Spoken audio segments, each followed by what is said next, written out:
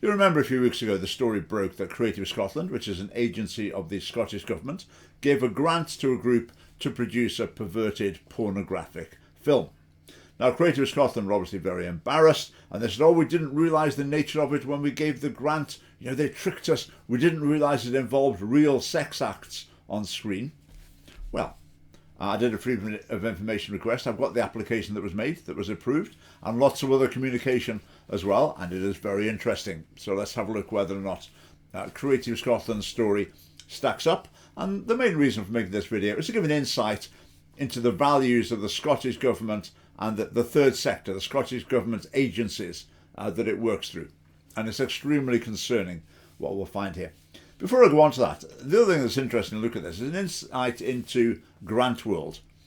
You and I probably, if you want some money, then you have to do some work. Or you start a business, or you do something useful, you get money. But there's a whole other world as well, where the way you get money is by filling a form in, filling it with a sort of vacuous management babble and equality and diversity and ticking all the boxes the government want ticking, then filling in the form really well, big long form. Then if you can go through that process properly, then you can get tens or hundreds of thousands of pounds from the government. It's a whole different universe than the productive economy. So you've got one group of people trying to fill these forms in really well to get massive sums of money. Then you've got another mass of people who've been paid to read these forms and reply to them with some equally vacuous babble just to keep this process going as though it was some sort of productive business going on. But anyway, let's get on to the case. So what I'm looking at here is the application made by Leonie Gasson to make this pornographic film. So how did she describe it in the application? Well, I'm not going to read like the sexually explicit detail again. I did that in a previous video. But she said the film's about dykes, lesbians, living and effing. That was her description of the film. She also said it concludes with a sex party in Daddy's cave. And there's lots more lurid detail about that. It said when the film is shown, audiences will be carefully guided by care-informed event staff. In other words, it's acknowledging that actually watching this film could be traumatic. People might need some sort of emotional care after watching it. I mean, what sort of art is that they're producing? And it also talks in the original application about they're going to have an intimacy team who are going to have legal training to make sure they don't break the law in terms of sexual activity in the making of this film. I mean, that should be pretty concerning, shouldn't it? And also sex work experience. So there'll be prostitutes or people who've been prostitutes will be involved in helping to make this film. Now, if you're a Creative Scotland, might that make you think, not sure this is the sort of thing we want to be funding, but not a bit of it with them at all. What else do we get? The application says, we're developing language and principles that acknowledge the power dynamics in race, gender, identity and representation and sexuality that will be in the room. And that's the numerality, isn't it? If you're, equality, diversity and inclusion, get that box ticked. The fact that you're producing perverted pornography, no one cares about that. I mean, that's fine. We're not Mary Whitehouse, are we? But, equality and diversity, get that ticked and anything goes from then on as far as the Scottish Government and its agencies are concerned. What else does the application say? It says, we'll work on a sex scene with genital contact. Right, we will work on a sex scene with genital contact. And Creative Scotland is saying, we didn't realise it was involving like real sex. Well, that sounds pretty close to me. And I'm not quite sure what the difference is between filming genital contact and filming actual sex. I mean, it's a pretty fine line there, isn't it? If there's a line at all. And it talks again about this intimacy team will have experience in safeguarding and sex work and in a pornography context. So they're bringing in experts in pornography to help produce this explicit sexual content. And Creative Scotland are saying, we never realised it was pornography. They pulled the wool over our eyes. They never put that in the application. Really? It says, they'll have various psychotherapists and counsellors available to help the performers. So this is like the feminist line that, that there's bad pornography where men are exploiting women. But then there's good pornography where the people working in it are really looked after well and they're given lots of breaks. They can have tea and biscuits and a hot water bottle and a dressing gown and if they want to break, they can go for a little walk. Now, quite a lot of that, I'm not making that up. That's actually what they talk about they're going to provide. And that's what makes it good pornography. It's sort of ethical pornography in this strange world. Right, what else does the application have to say? It says, our approach to our team's participation in training sessions by boundaries and consent educator and coach, pro dom and kink BDSM educator. So it's obviously, I mean, we're not just talking about straightforward pornography here. We're talking about, say, trying to include a good proportion of perversions in it as well. And they're quite open about that in the application. But Creative Scotland, it's fine. That's fine. That's just the sort of thing they want to spend your money on. That money that you probably earned doing something actually useful in society gets diverted to people producing this. But what else does the application says? It says, in rehearsals and shoot, we'll lead on exercises so cast can verbally identify their boundaries and desires for devising sexual content. Your desires for devising sexual content. Doesn't that sound to you as if, like, you're actually going to enter into the sexual acts with a desire, sexual desire? I mean, isn't that the natural reason of that? I mean, Creative Scotland is saying, no, we didn't realise that at all. We didn't realise there was any real sex going to take place in this filming. Well, sounds that way to me. It also says that the performers will take STI, sexually transmitted infection tests, will be done ahead of rehearsals with risk assessments done with the results. And Creative Scotland are saying they didn't realise that actual sex acts were going to take place. But they're saying they're checking for STIs first. Really? The application, I'm still reading from the application. Now, the application also talks about reputation risks. It says the work deals with sensitive and controversial topics which may be perceived negatively by some audiences, like the general public and anyone with half-decent values. We face reputation risks if the work is not well received or attracts negative attention. But they've got a mitigation in place. We've got a PR team, and we're going to have a PR strategy so we can be on the front foot if any issues emerge. If there's a backlash, that's the use of the word backlash. So they're expecting that they know full well that this is going to be extremely controversial and that people will be outraged by it. They know that. They're telling Creative Scotland that they know that, but they're saying, we can probably manage it with a good PR consultant and the right strategy. And then their application just finished that they're asking for their, £85,000, whatever. I'm now going to show you some of the photographs from the storyboard for the video. My understanding of a storyboard is where you put images on and it just helps stimulate your creativity in order to put together this film. Now, in a minute, I'm going to say for the next few seconds, if you want to jump over the next, say, 10 seconds after I've stopped talking, then do that. Otherwise, I'm going to show you some images and text that's from their storyboard. And it clearly is utterly disgusting and can be described as nothing else apart from pornographic. Just have a look at this for 10 seconds or skip it.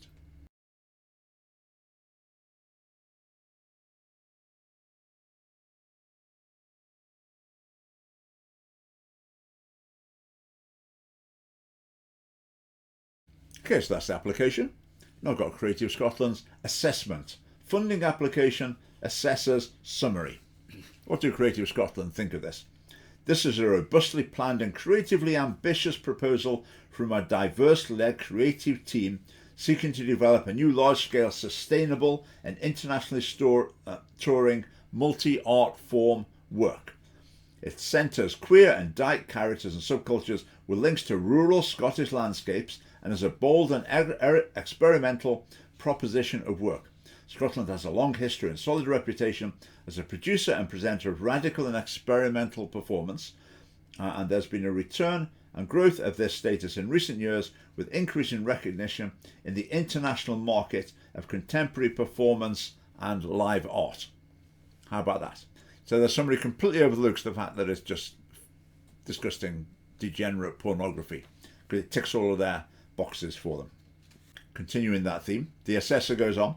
It strongly meets equality, diversity and inclusion as a diverse-led team, and noting the themes of the work, it meets environmental sustainability in its plans to develop an eco-friendly design and set for the degenerate pornography film they want to make.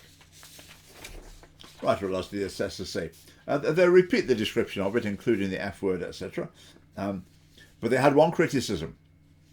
They had a criticism. Their criticism was of a previous, because this was, they had to reapply. Their first application, it lacked detail over the outdoor shooting location.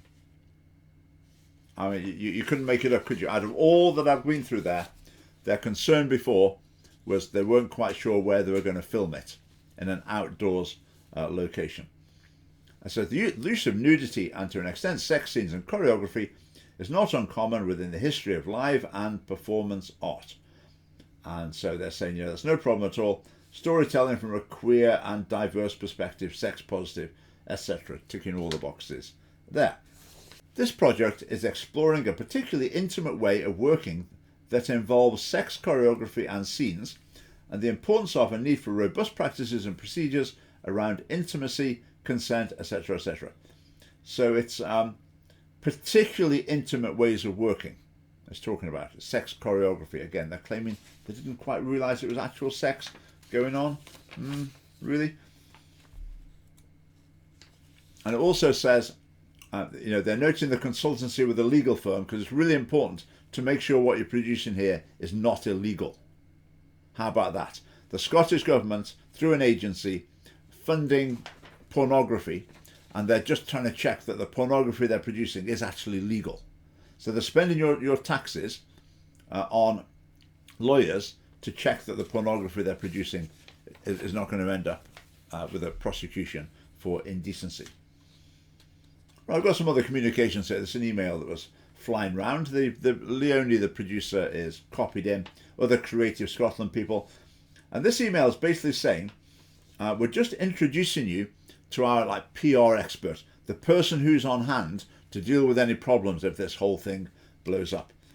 It says the reason for the introduction is really so they have contact with someone in Creative Scotland comms team as their project deals with content and subject matter that could be perceived as challenging or quickly judged to be risky if picked up by the press. So again, they're saying they know there's going to be a huge backlash. They know this is an offence to public decency is one way you might put it. They know that. And they're just trying to get ready for this backlash when it comes. And it finishes by saying, it's unlikely to get into the press yet because it's not going to go public for quite a long time. But if it does, when it does, we need to be ready and have our experts on hand to deal with the backlash. Right, now they also sent, the producers, the applicants, submitted a form to Creative Scotland among their documents, and this was a form that was going to be filled in by the performers who are going to be paid to act in this pornographic movie. So they had to answer things like, your pronouns, your gender identity, etc., etc. It said, refer to my chest/breasts as, refer to my genitalia as, and so it goes on. There's a bit about nudity, how nudity you're comfortable with. Then it gets to a section about sexual acts. And there are 4 options. You can enter things in, 4 categories. The first category is hell yes, sexual acts you desire and love. And you write those in. And the Creative Scotland reckons they didn't realise there was actually going to be sex taking place in this. Yet they're asking their performers, what sexual acts do you desire and love? Do they think that was just a sort of academic interest question? I mean, quite obviously, this is asking them what they're willing to do in the performance. Then the next category is yes, sexual acts you're comfortable with. Maybes, sexual acts you're curious about. In other words, maybe we could persuade you to do it on the day, let's see. And then no's, sexual acts you will not do. Sexual acts you will not do. Not that you don't like, that you won't do. So they're asking them, what sexual acts will you engage in as part of this pornographic film? And Creative Scotland said, we never realised there was going to be any real sex taking place in the film. They kept all that secret from us. No, they didn't. It was absolutely plain in the documents that they had already sent to you, way before this became a public controversy. Again, this is from the documents that the applicant had submitted to Creative Scotland, not in the initial application, but later, and well before Creative Scotland pulled the plug on this. They said they would undertake research and develop new resources for intimacy coordination work involving non-simulated sex acts. non-simulated sex acts. So exactly what Creative Scotland said they didn't know about. Well, if they didn't know about it, it's because they hadn't read the documents that had been submitted to them by the applicants. It says they're also going to recruit an intimacy coordinator and establish the role of intimacy coordinator in the context of erotic work depicting non-simulating sex acts, create template documents for future productions. So the applicants are saying, we're going to train people up so they can be prepared to help producing pornography in the future as well. Pornography of people actually having sex in the future. So it'll be developing the expertise in Scotland for pornography production in the longer term. Creative Scotland, tick, yeah, £85,000, there we go. Best of luck with that, that's very valuable. On you go. Another communication here. This is when things are blown up a bit in the press. Someone saying, I'm sure you'll have seen the considerable coverage regarding this project on social media and in the press, which is creating challenges for us. And I'm sure it is for you also. May the force be with you in the coming weeks to get through this. Note, I'm not saying, wow, we've made a colossal blunder here. Whatever were we thinking? Giving money to this degenerate project, indecent project. No. May the force be with us as we get through the next couple of weeks. It might be a bit tough, all this media attention. Okay, another one. This is an email from Leonie, the producer of the pornographic film and recipient of the funds, just flagging some press interest and some Twitter threads that Creative Scotland have been tagged in. I know we spoke about this kind of thing earlier on, but now it's here. It would be great to have another catch up with you and someone from the comms team in case it goes any further. In other words, that pesky public is starting to kick up a fuss, but we're on the same team, aren't we? We know Creative Scotland and the pornography producers, we're on the same team. So we'll work together to work out how to manage the public and keep them at bay so they don't interfere with our producing sort of degraded pornography. And then someone says in this conversation, we're dealing with a culture war in the top line and people are using this. It's every time, isn't it? I mean, people like this, hyper progressive, in other words, immoral, in my view. They push their opinion in every direction, get funded by the government, dominate every agency, education, the whole lot. When anyone says, I actually disagree, it's don't start a culture war. You're starting a war, you're spoiling things, you're creating hostility and tension and division. Just shut up and go away and give up and let us have our own way completely. Otherwise, we'll accuse you of starting a culture war. Well, that's a classic example. And a culture war over this sort of thing is exactly what we need. Right, the last document. This is an interesting one. This is a summary of a meeting of the board of Creative Scotland on the 21st of March 2024, where they're discussing this issue. So they say this project was supported and the knowledge it would be challenging, creatively ambitious piece of experimental performance art with a clear storytelling narrative, some strong sexual themes and simulated sexual performance. In other words, they knew it was it's a bit perverted filth, basically. They knew that. So even if that was all there was about it, anyone who made the decision that yes, a performance, an application meeting that description should be given funding, anyone involved in that decision should be fired from Creative Scotland. They should be fired because that's the most fundamental error in their job you could possibly make, to be funding something like that. So everyone involved fired immediately. They can go and find a real job doing something productive instead. They then go on to say, there was no mention of real sex acts being part of the delivery plans for the project. Well, I would argue that is not true. I've shown that. The documents were absolutely explicit in a couple of places, and it's directly implied in lots of other places as well. So it says, without Creative Scotland's knowledge or input, a call out for performers for the work was published by the project, and it revealed that non-simulated sex acts was part of the project. Again, they're complaining, we never knew. It's all the applicants' fault. They didn't tell us the nature of the project. Well, they did, Creative Scotland, and I think you're just trying to get yourself off the hook. So it says that this is an extremely rare but nonetheless high-profile and damaging event. It sure is. The lead artist and project team have been the subject of vitriolic and threatening personal attacks and are fearful for their personal safety.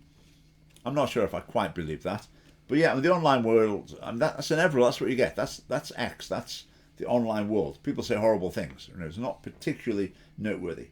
For Creative Scotland, confidence in us has been undermined, and questions will continue to be asked of our involvement in this project, the robustness of our findings and decision-making processes, where other projects of this nature may have been funded, and the controls in place to avoid this happening again. Now, can you see that? It's all about, people will be asking about our processes. Are our processes robust? No, I'm not asking that.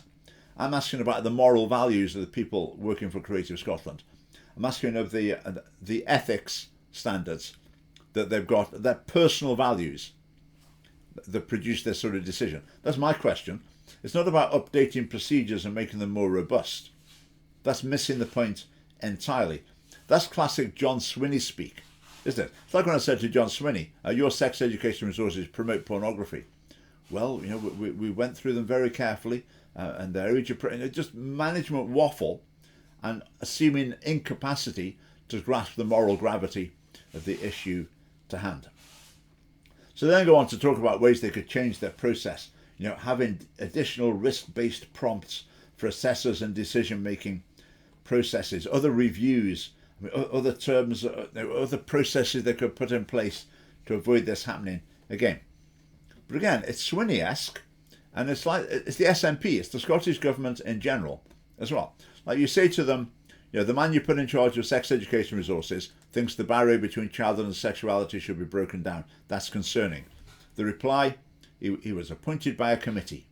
We went through the proper channels. Same here. It's like the fundamental moral issues just don't seem to register with them. Now, I have to say, with the SNP in particular, there is a significant seam of basically sexual perversion through the SNP. I'm not saying it's everyone, I'm not even saying it's most people, or anywhere near most people in the SNP, but there is a significant contingent of activists and representatives even within the SNP who have extremely degraded sexual values. I mean, that's just a fact. I've covered that in lots of videos before. It's a fact. And I think that also goes through to the third sector, to the government sort of arm's length agencies like Creative Scotland. And that's the SNP. I mean, the Greens. Nothing needs to be said there. Now, of course, if you've got these sort of values having a significant influence in the government, what sort of sex education are they going to want to implement in schools? Well, we know the answer to that already, don't we? So what we need in these organisations, well, Creative Scotland isn't needed at all, but if you are going to have it, it doesn't need better processes. It needs people involved in it who've got good moral values, wholesome, healthy view of sexuality. Now imagine these sort of people involved in this. If you said the word wholesome, they'll probably sneer at you. That would be a bit of a joke to talk about something being wholesome. I mean, how old-fashioned and Victorian could that be? But the Scottish Family Party were in charge. There will be drastic changes at organisations like Creative Scotland. Now you may think, this seam of sexual perversion that runs through the SNP. You may think, okay, that might be what people do in their spare time. Does it really make much difference the way the country is run? Well, I've talked about sex education, but how about every aspect of the way the country is run? Do you expect that you can have people with seriously immoral and degraded values in this area, but they're going to be paragons of honesty and integrity in the way that they run the country? Do you think that that's possible? My view is it's not. It's not. And with the SNP, experience bears that out. Thanks for watching.